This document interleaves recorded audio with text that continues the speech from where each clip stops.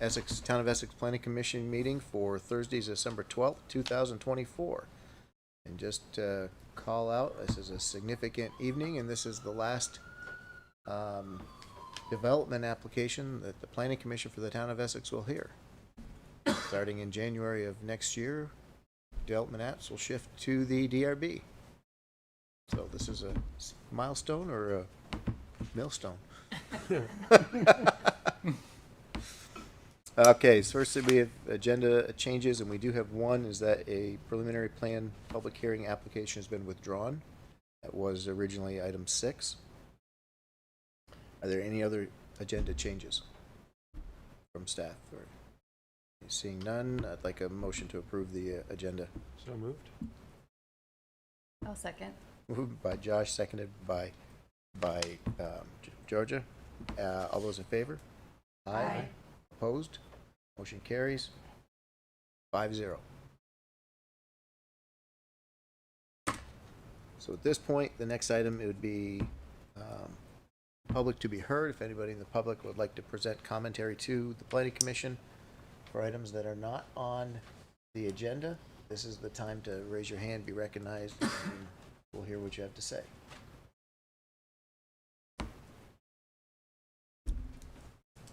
Seeing nothing in the room, we'll continue on at this point.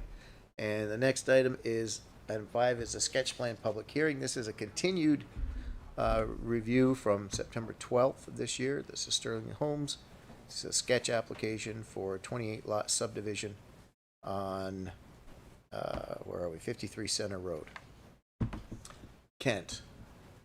Okay, so this is coming back to us. It was continued. The applicants provided 2 different designs for your consideration. One of them has 34 units and the other has 32 dwelling units overall. In a table on the second sheet of the staff report, it compares the differences dimensionally between the 2 proposals. The main difference is the preferred design has 2 more building lots, but then a number of the building lots are insufficient in size. So that's the main difference, but they show with removing a couple of the lots that they can meet the dimensional requirements for the acreage requirements. However, as you can see in the table, there's a number of other parts with the setbacks that neither of the plans comply with. And then I think I would just briefly run you to the very back of the staff report in the conclusion section. I've tried to just summarize there the main points for consideration at this point with their application. So these were the main, I won't read through them, but those 9 elements were the main things that came up for them to be aware of moving forward. And do you have any particular questions, or I might just leave it at that for now? One of the areas that we had called out ahead of time was the access and the traffic impact and so forth. So what do we have here from Public Works? Or do you want to let the applicant address that? Yeah, I think that'd be a good one for the applicant. Okay. Because they've done some work on that. Okay, great. Any questions for staff? Hearing none. Come on up, have a seat, speak to the mic, and welcome. Awesome. Thank you. I'm Colin Frisbee from Sterling Homes. Nick Booten from Cross Engineering. Thank you for having us. We're honored to be the last one. We hope to be a milestone, not a millstone. We are here today for sketch. We understand that this is the last hearing of this type, and we do want to very much leave here with sketch plan approval. There's lots of good things that we talked about last time. You sent us out of here with 3 main things to look into and get a lot further along on, and we're glad to be coming back, having made good deal of progress on all three of those. There's still the need for housing that we talked about 3 months ago when we were here. All of that, sometimes when I get buried in these details, I start to get wound around the axle on some of these details. But just remembering that where we are in the need for housing, and that this location within town is a place that is ripe for housing. It will be walkable to Essex Experience thereafter, and all of those positive attributes of the location writ large.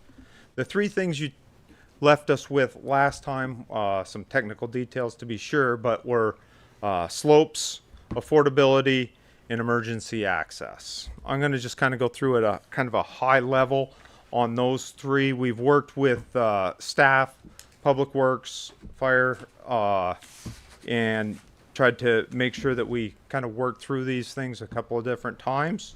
The slopes, we've adjusted the plans, both sets of plans that you have in front of you fully comply with the less than 20% slope. So we've made the adjustments required on the slopes piece. There'll be more that we can talk about, but at the high level, that's where we are. The affordability piece is one that is placed to density. The largest single factor we have to impact affordability at this level is the more units we can have, the larger that denominator is, and the lower the cost. As you saw in some of our prep, if we went currently the two plans you're looking at, 34 to 32, at a minimum, that cost difference is at least $5,790 difference if we remove those two lots per house. That's a straight average across all 32 in that case. And the third one was the emergency access. We talked with Fire Department, Public Works, Planning and Zoning on that one. We've come up with a plan that all of those entities, we've agreed that we have a plan for emergency access by widening Saybrook Road from Center Road to the entrance to our neighborhood. By widening that to 3 lanes within the town's current right-of-way. That is something that is possible and feasible and acceptable to both the fire department and Public Works, most specifically, and how that would go. We have continued discussions and reaching out to our good friends at Saybrook, and there are other places and potential connections that could happen through Saybrook, but those are beyond our control. And just want to reiterate that Public Works, the fire department, all felt that we had the ability to solve the emergency access through that widening of the access up to where you turn onto into our neighborhood. Clearly the traffic design and that intersection design with that widening and all of that happened during preliminary when we work with V-Trans. So we can't, until we get sketch, we can't fully design that and work through with V-Trans of exactly what that's going to look like. And we can't guarantee you sitting here tonight what it's going to look like. We have some ideas, and we'll work with, at the appropriate time, V-Trans, Public Works, to make sure that we get set up for success there. We made several adjustments to the plans. We adjusted the trails, the trail access, added another piece of trail access. We're here today. We've continued a couple of things that we've kept in here where we are asking for you to make adjustments. Side yard setbacks, for instance, or setbacks to include side yard and front yard setbacks. We're going to give you our best pitch. We're still requesting a 26-foot wide road. Public Works would prefer a 30, and we'll talk about impervious surface and the nature and the feel of the neighborhood.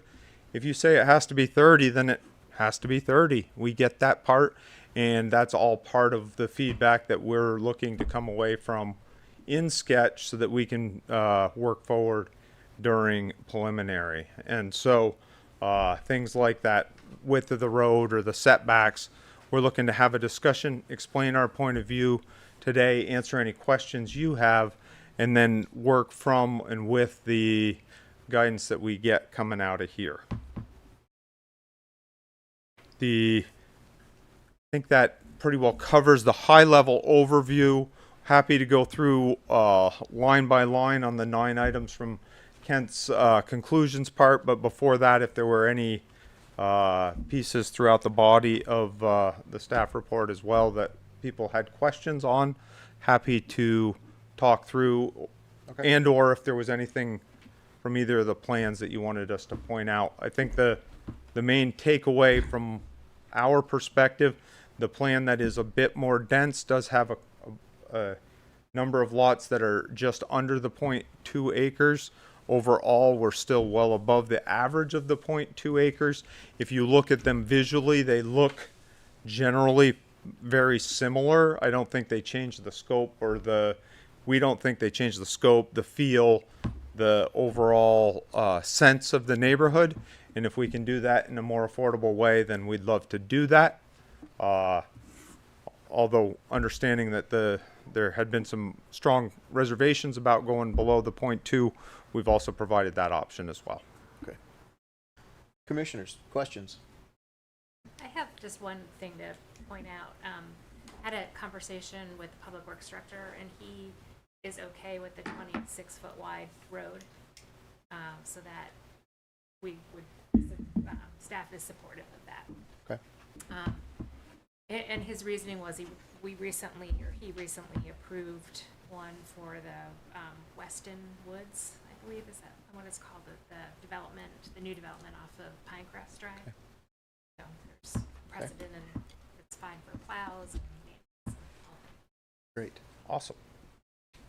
Okay. Woohoo! Yeah.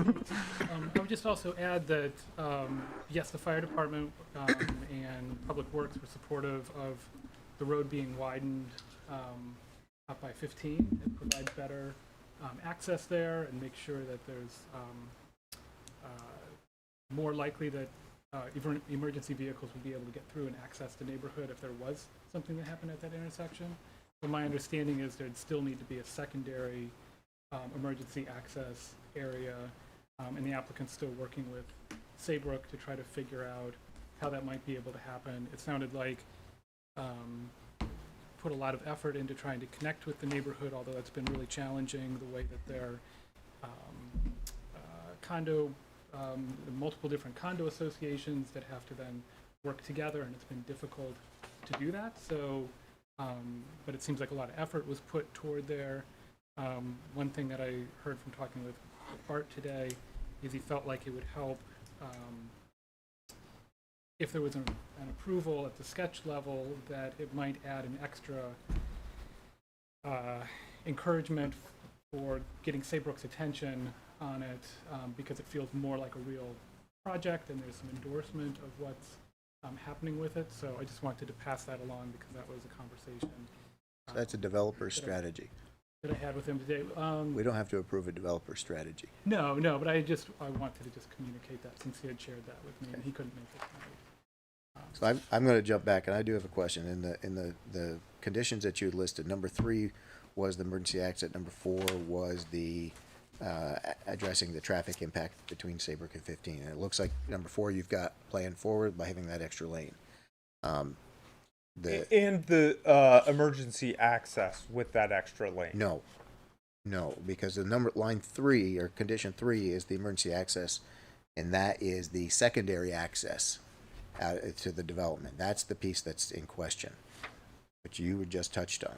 So emergency enhanced access for emergency vehicles by widening the lane, reducing the potential conflict with emergency access going from emergency vehicles coming and going. But that doesn't address the secondary access into the development, in or out of the development. And it looks like on line 182, Public Works is saying they're in support of emergency access connection to the existing town pedestrian path on Essex Way. So that's still in question, and that's the secondary exit that has not been addressed yet. But it's in this to be addressed. Can I? Absolutely. So, everything you just said there was accurate. Our discussions with the fire department and their characterization was that they felt that they, in their words, had emergency access with the wider road coming in. And I understand where you're going with the next piece. They all, and there are numerous examples throughout town where that strategy has been used without the secondary access. We're going to do everything we can to work cooperatively with everyone available to get a secondary access. We do not own any land that gets us to a secondary access. Any secondary access would have to come through Saybrook. to get Understood. there. And that gets us to the same point that we had before. I mean, a development of this size needs a secondary access, and that's there. And no, much of it is pre-existing, but it still needs that secondary access. We run into this before. There's two other major developments I know right off the top of my head that don't have a secondary access, and one of them was wavered because of the extraordinarily wide streets that are in there. The potential for having the complete street blockaded is very small, and that's Tanglewood. And the other one is Lang Farm, which does have emergency access in a way over into Woodlawn. That was on the docket for many, many years, and that wasn't put in. I don't remember the exact history of why it wasn't put in, but that kept coming back as an issue. And I believe the resultant was that it's accessible for emergency vehicles, but it's not traffic flow through. So that's the piece that we still need to figure out how to get to. And in our discussions with the fire But department, it's not the fire department that's the ones that are driving it. We just remember that. correct. Them being understanding that, them Yep. being the primary providers of emergency access, it takes a vote of a whole bunch of you folks to approve that eventually, were it to happen. But the discussions around that piece focused on the trail that runs immediately adjacent Saybrook now, and the ability to gain access through there in a true emergency. Even as we sit here today and with relatively little additional stuff, the Public Works had talked about water was one of the concerns that had been brought up at our previous hearing, and talking about, and Saybrook had brought up, some neighbors in Saybrook had brought up concerns about water, and Public Works would love to loop water through from the dead end in Saybrook out to Essex Way. And if that becomes a reality and a possibility, one that we would endorse and would support, then potentially that could be a source of not only looping the water, but the easement above that for the protection of said water would be a place where we could get emergency access in as well. If you want, I can point it out on a map, on a multi-use path connection. And quite frankly, it would be a benefit to the Saybrook units as well, to have an emergency access in.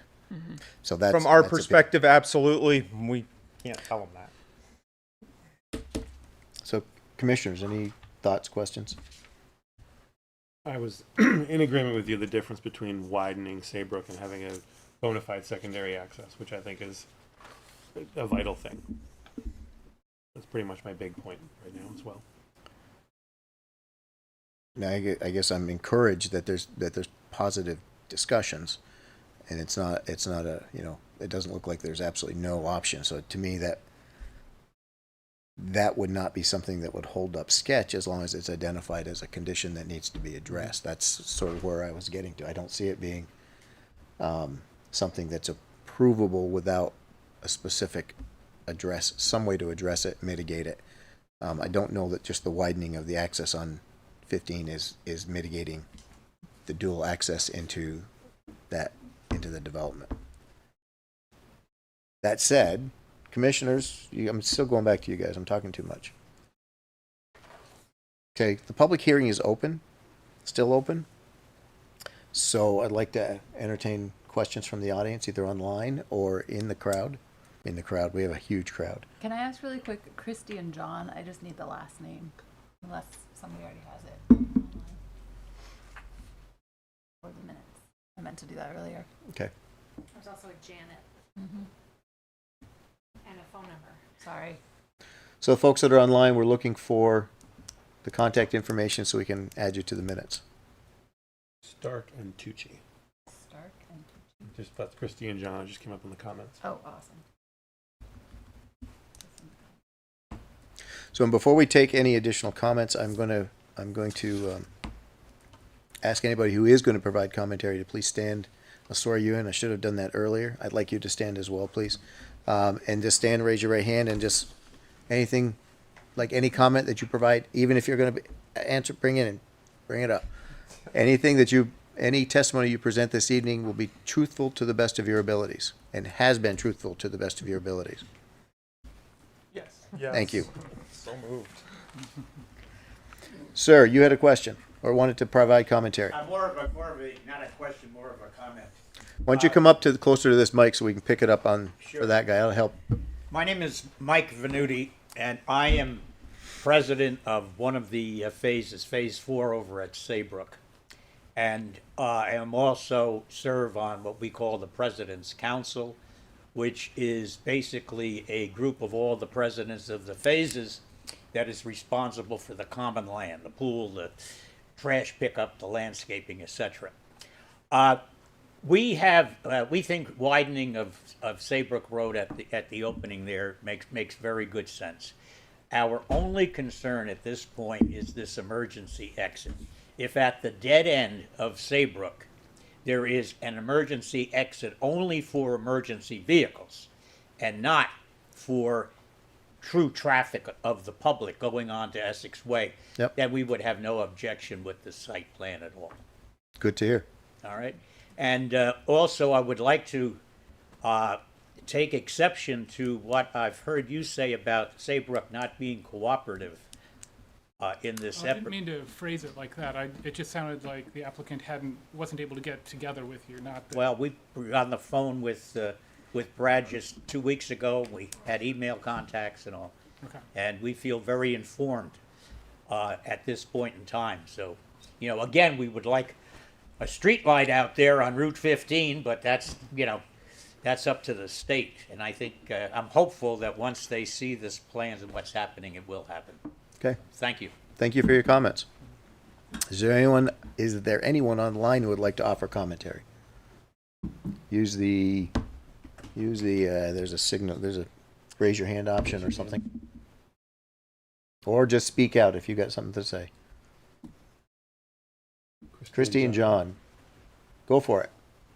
Hi, thank you. I do still feel that, Could you just for a moment, just for the recording, can you just state your name, please? yep, John Tucci of 97 Saybrook. I don't think that the widening of the road at the end of Saybrook is going to fully address the issues that we have during times of high traffic. Pulling out onto that road if we can't get some sort of traffic light out there. It's also, and I meant to say this last time, it already gets, we already have folks that pull up on the right-hand side as if there was a right turning lane there. So there already is, people kind of just pulling up, side by side next to each other there when they can. It's also very difficult to see when people are at the Sweet Scoops ice cream shop, especially, obviously during the summer and whatnot. Traffic heading towards, Jericho and out towards the Essex High School and whatnot. So visibility is pretty tough. It can get pretty dangerous sometimes with people turning in and out of the ice cream shop. And especially without the light. And if we have even more traffic kind of pushing towards that direction during high traffic times, I'm worried that it might end up even more unsafe than it is. So that's where I'm at. Thank you for listening. Okay, thank you. Don?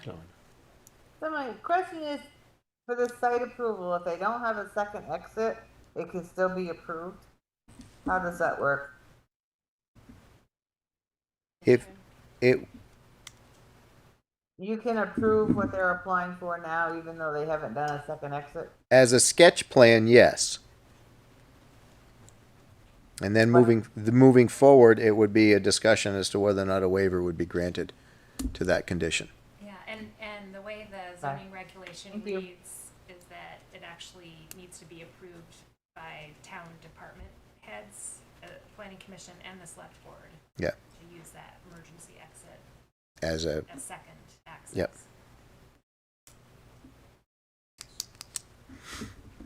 And we're familiar with that requirement. all set?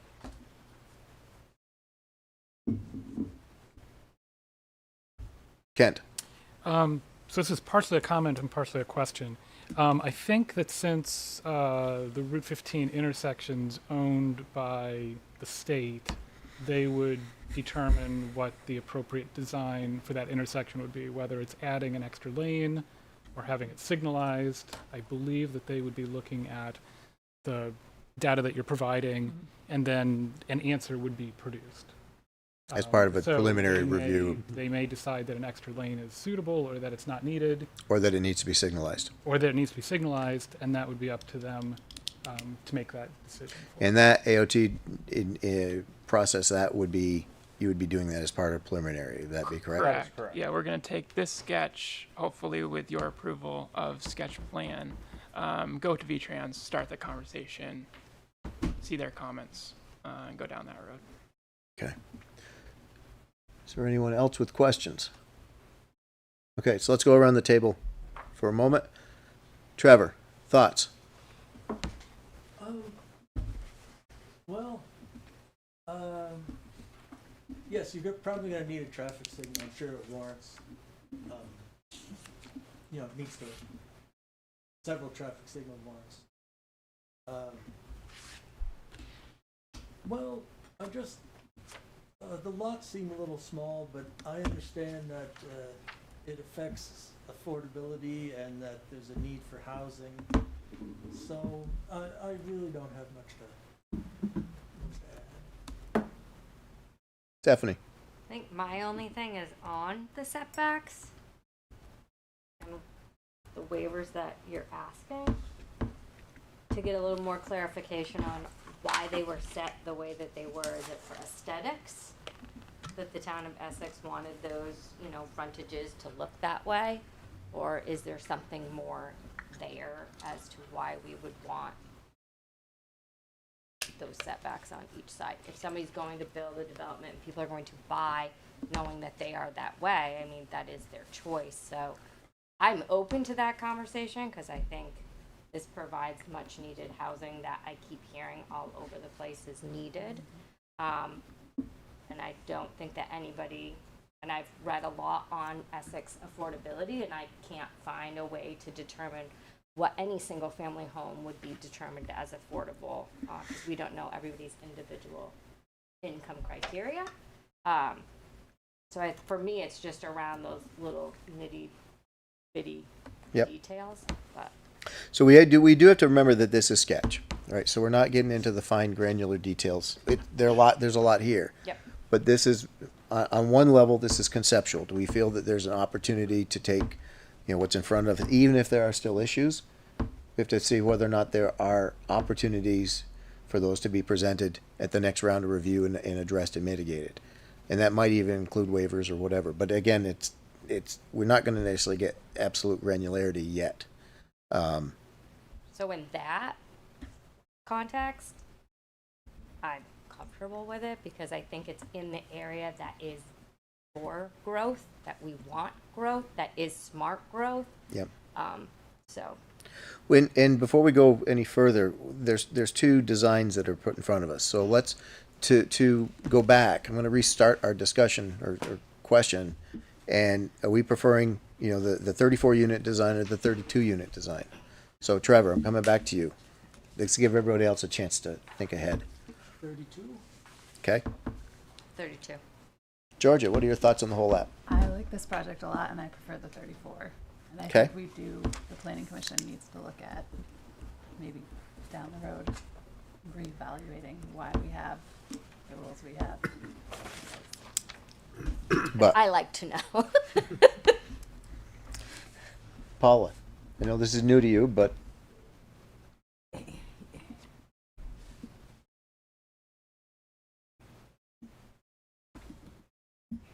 Well, one of my questions is, if there is a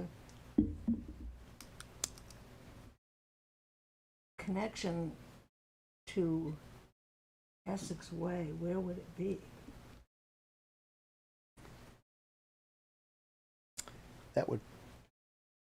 that would probably be something that would be determined during preliminary. That would barely be something that would be worked out. The finality of that would be during preliminary. Okay. Remember, we're establishing that something needs to be there, and it's up to the developer to come up with that solution. We're not engineering that for him. Okay. There isn't any place that's obvious to me, so. Again, that would be, I think it's, if we're making that a condition, then, Okay, so- then they have to come up with either an alternative or a better argument against it.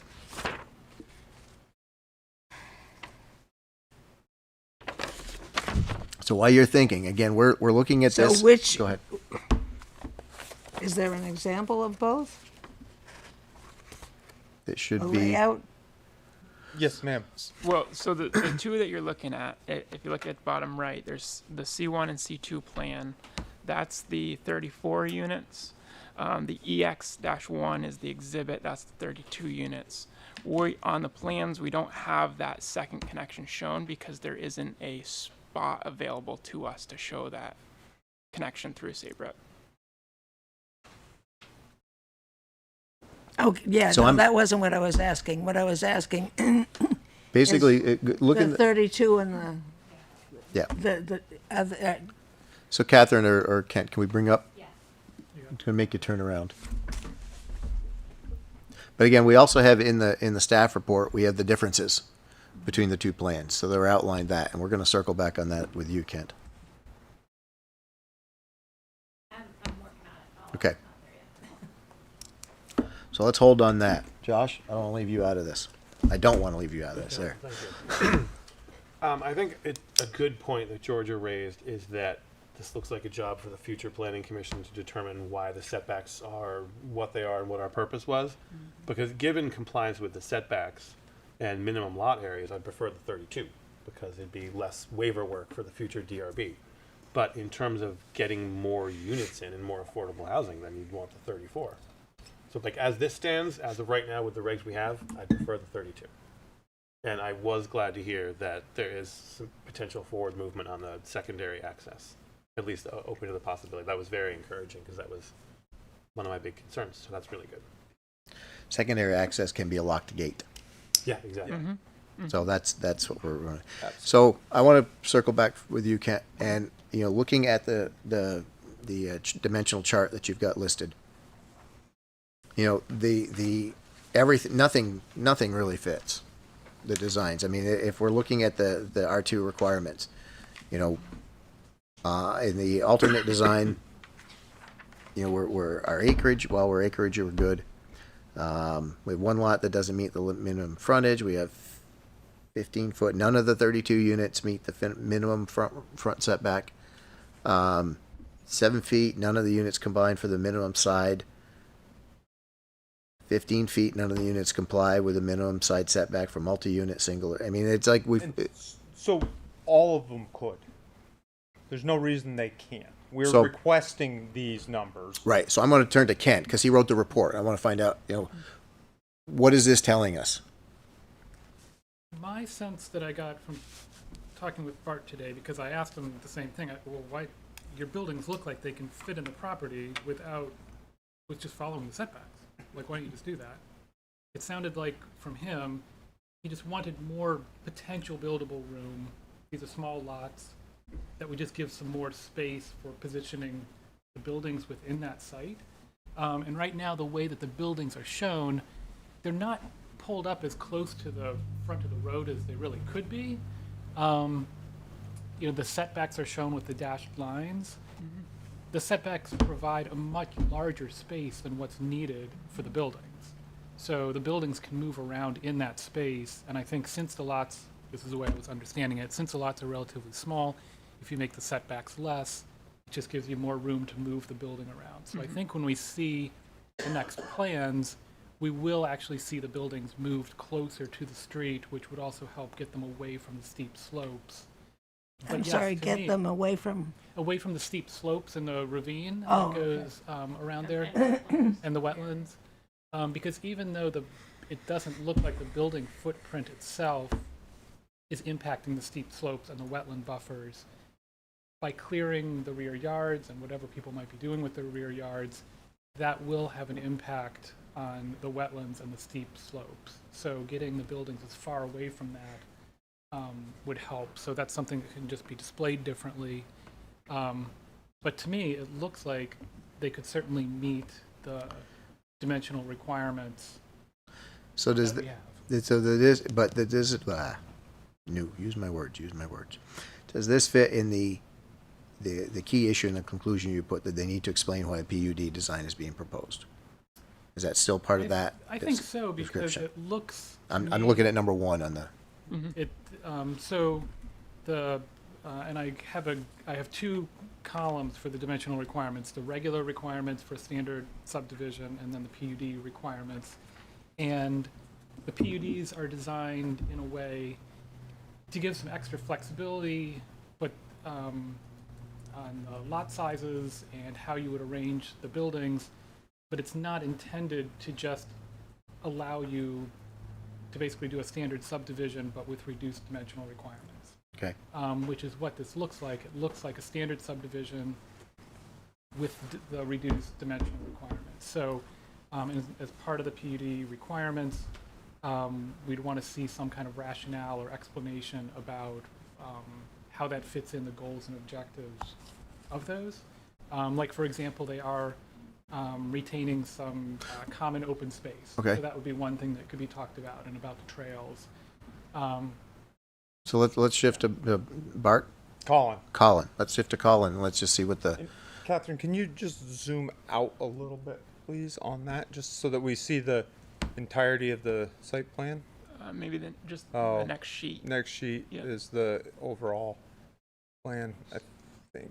The page 2, I think. C2. So it should be Yeah. page 2 on this PDF. There's a down arrow. There's two. Yeah, I believe. Yeah. Sorry, I thought it was a separate.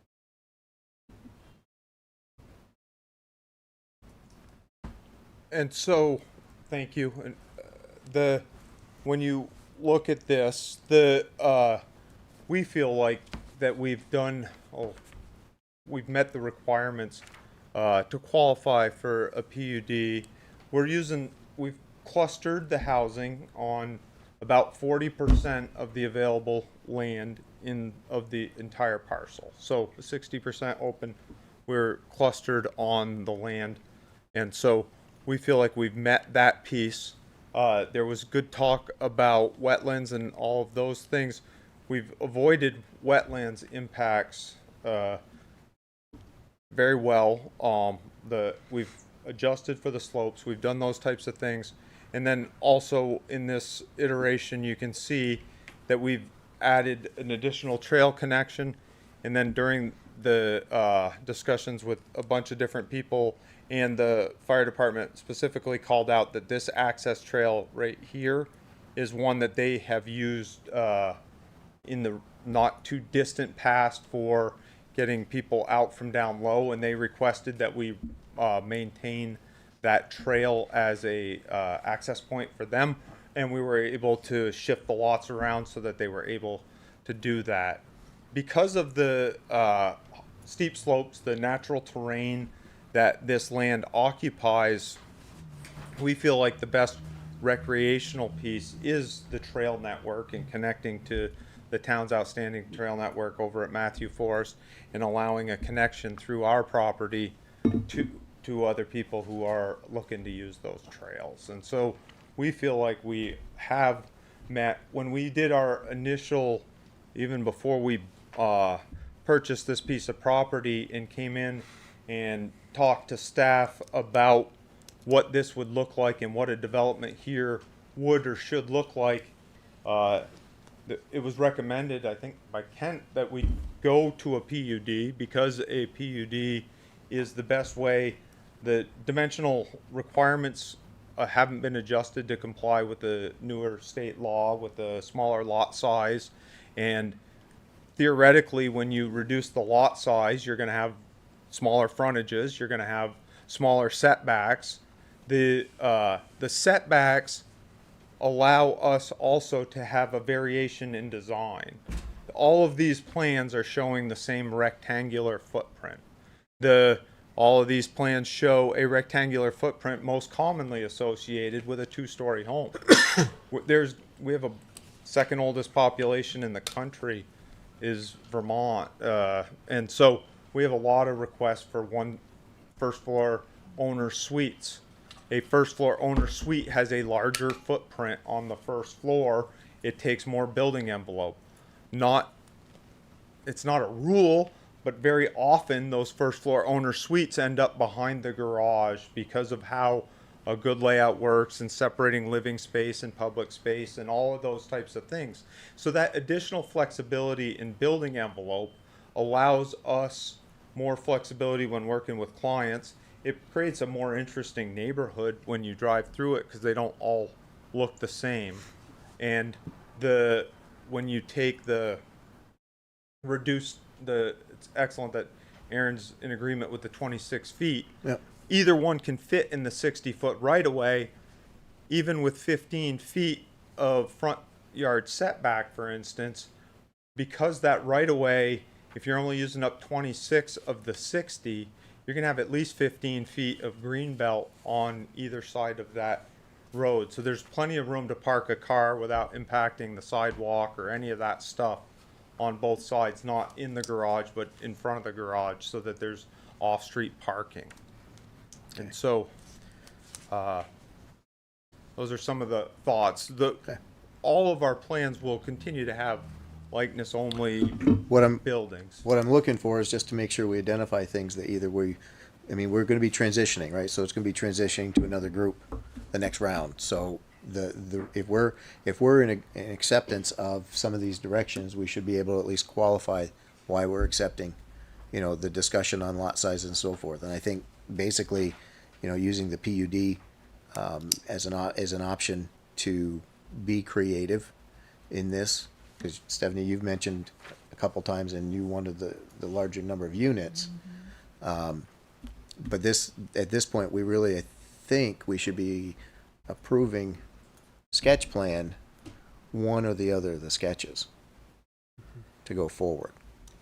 So, we've got to find out what it takes to move this forward. Now, Colin, did the 9 issues that Kent put at the end of the 9 key issues, do you have any concerns with any of those as written? Because I'm pretty sure that everything we've talked about is covered in there. I would agree with you. I don't think the number 8 is one where we would like to have guidance.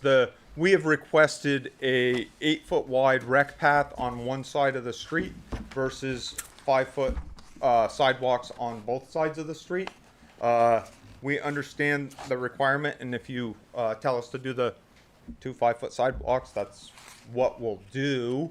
Our reasoning writ large, and we've done this in several neighborhoods recently, is that it changes the feel of the neighborhood, and a wider path where people can walk side by side while they're on it, or push a stroller or walk a dog and do some of those things are nice things and are a more comfortable living situation.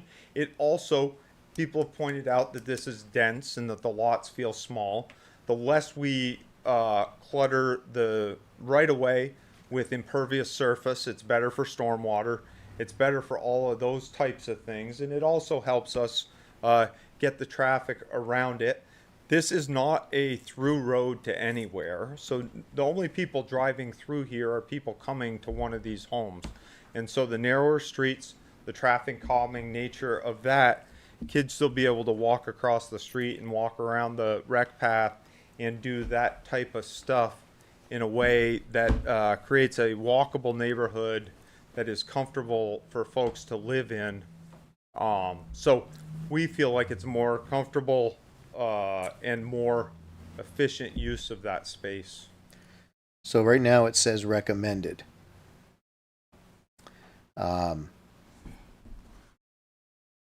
we on a particular line? 377. Thank you. My copy's 378, so it's number 8 on the key Number issues. 8, mine says Number 8. 379, so yeah, right in there. 379. Blame Google Docs. In the That's it.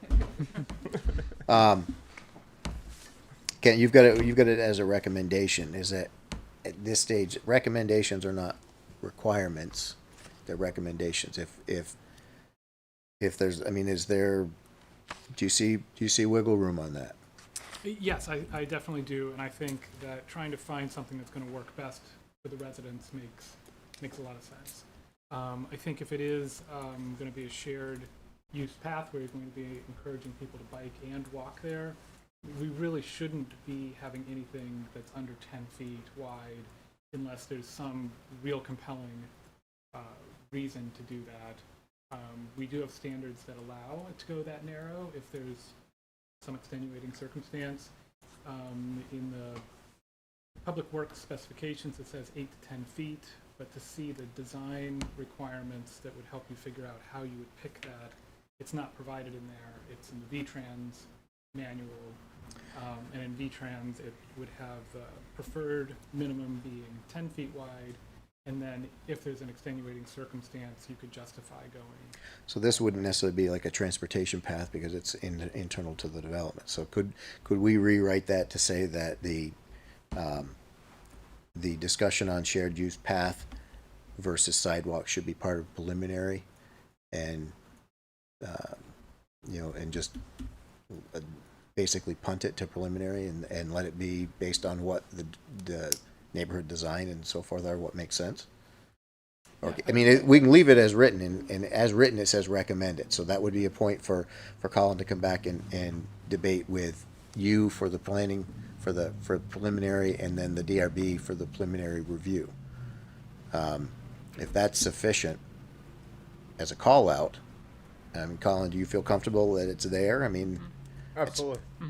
Yeah, that sounds good. And I mean, the design, it's just a different kind of characteristic. If you're expecting bicyclists to ride on it, like on a sidewalk, they can come together at 90-degree corners.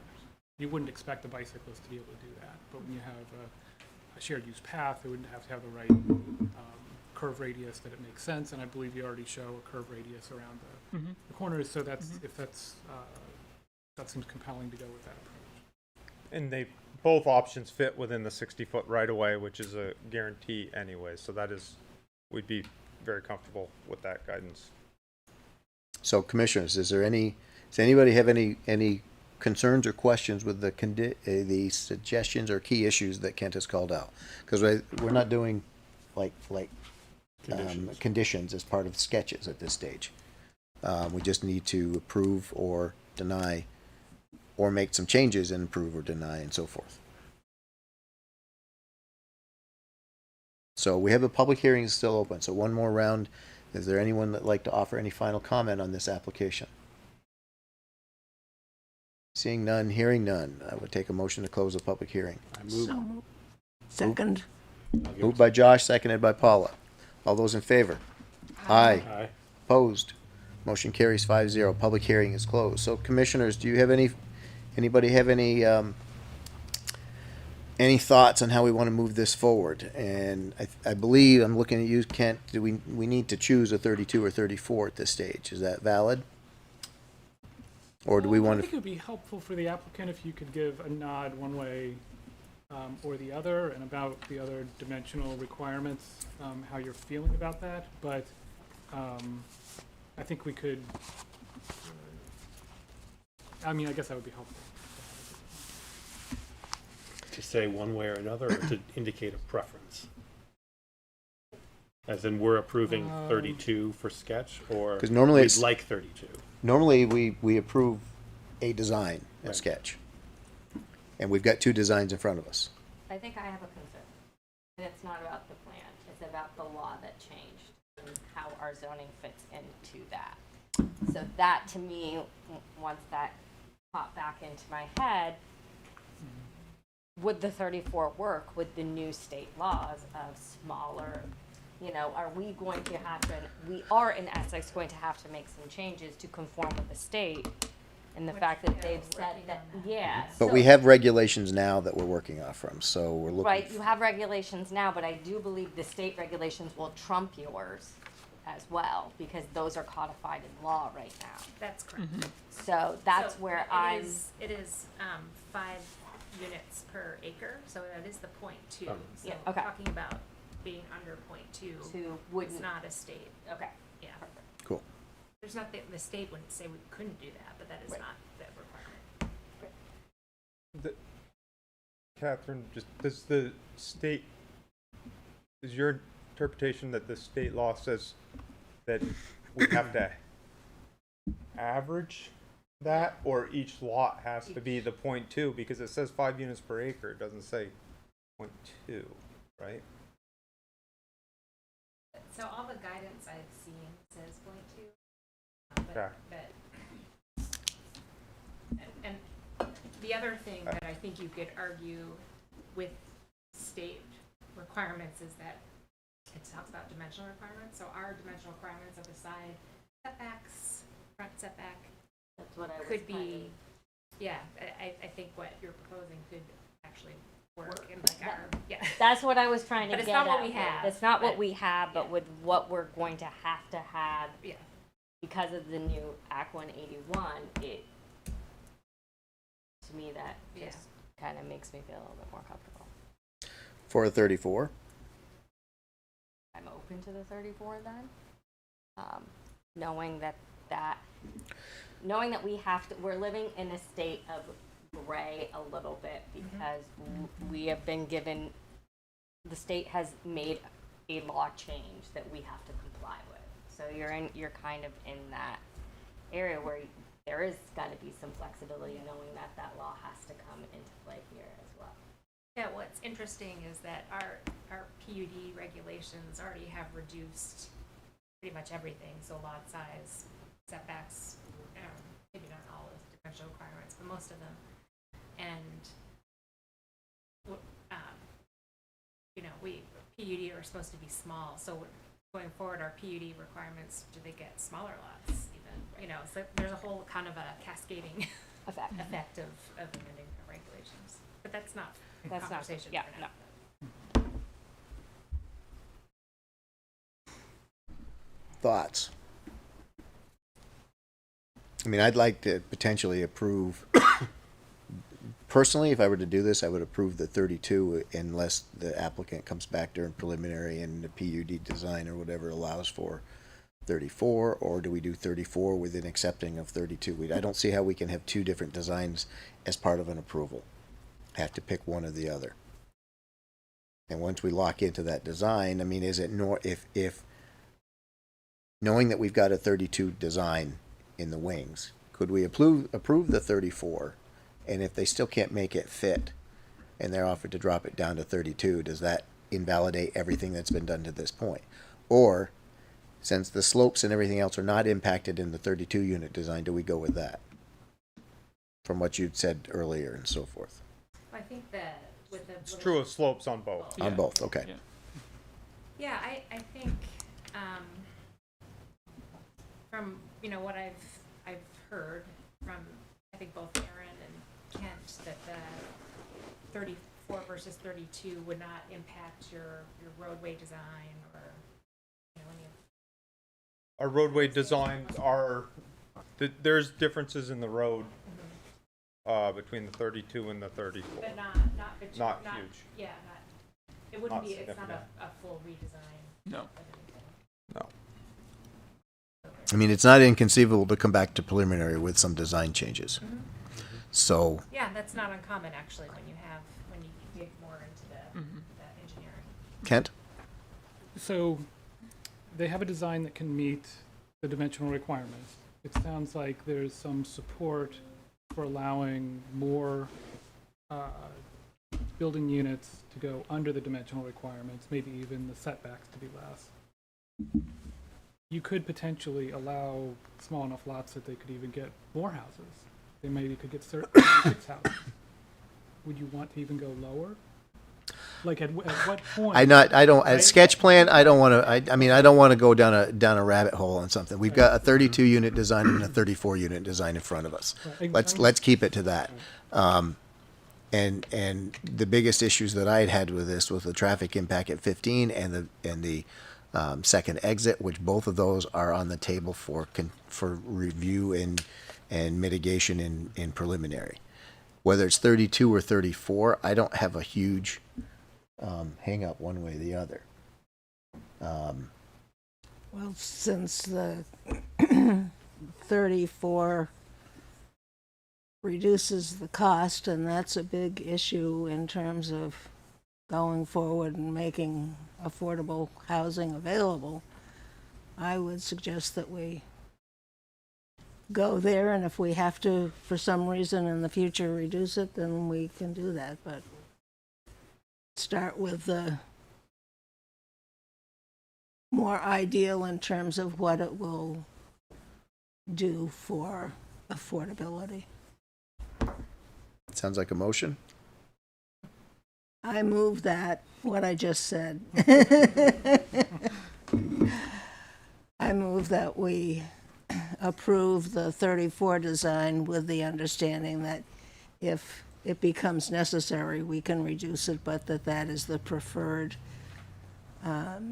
size given the costs relevant to purchase. So to do that, we actually would need to add another issue into this line then. I think add another line item, issue 10, and that the planning commission supports a 34 unit design, if that's your motion. Yes. I know we're not doing conditions, but I think we need to capture that a design is. I'm sorry, I'm I having. think we need to capture that a single design is in the motion, not just two different designs. And you're supporting 34 units. Yes. Okay, so I think we need a line 10 or condition issue item, whatever phrase you want to use for it. Conclusion is what. Well, we're not actually calling them, conclusion. So key issue number 10, which would be on line 385.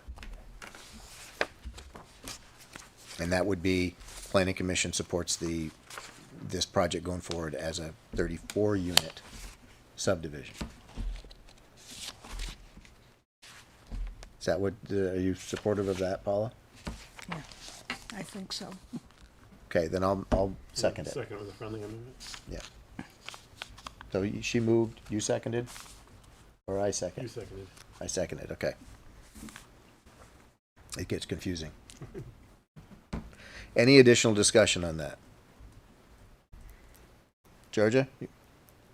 Stephanie? Trevor? I want to say, if feasible, 34 is feasible. Well, this is sketch, right? So this is sketch, and it may not, anything can change. It can change down when they come into preliminary. And I think that and for that discussion point, item 1 and item 2 both talk about design, dimensional requirements, PUD design, and so forth. So I think that I think captured a lot of opportunity in those two issues for changes to be brought forth as a preliminary or greater review to be brought forth. I do have a question for Colin. We got a motion on the table, Okay. though. Yeah, it says this is us right now. Okay, I'll postpone it. Hearing no additional questions, all those in favor of the motion as proposed and amended, signify by saying aye. Aye. Opposed? Motion carries 6-0. Note that, did you note when Trevor arrived? I don't remember what time he arrived. Like I'm 6:35. For all the votes. Yeah, 6:35. Okay, I want to say. It was Okay. shortly after the meeting started. after, yeah. okay, good. Okay, Colin, this is just a point of interest. If you were to mix in some of the first floor suite what would that do to the overall? So I'm gonna hold. I know we've got approval and stuff like that, but let's. I was just curious about how it would affect the cost. Probably we should have done that in public hearing mode, because it's about an application that's coming and so forth. So I think we gotta just walk a little bit of a line here on this. Okay. And we've closed this one out. So thank you, gentlemen, for your time.